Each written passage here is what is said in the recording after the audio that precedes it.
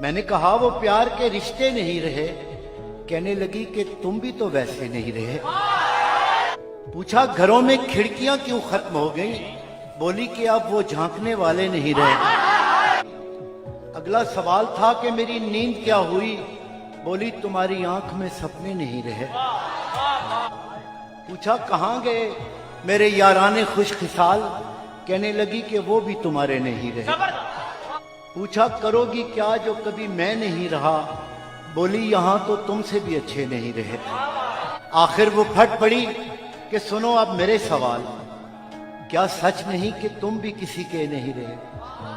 गो आज तक दिया नहीं तुमने मुझे फरेब, पर यह भी सच है तुम कभी मेरे नहीं रहे। अब मुद्दतों के बाद ही आए हो देखने, कितने चिराग हैं अभी कितने नहीं रहे।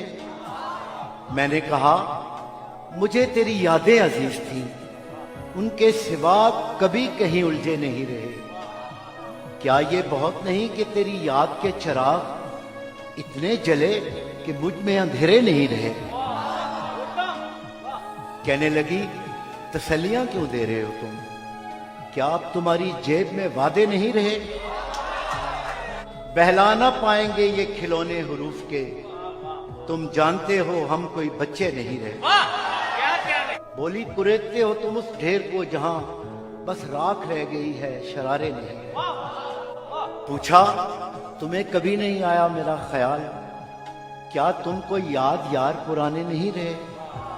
कहने लगी मैं ढूंढती तेरा पता, मगर जिन पर निशान लगे थे वो नक्शे नहीं रहे।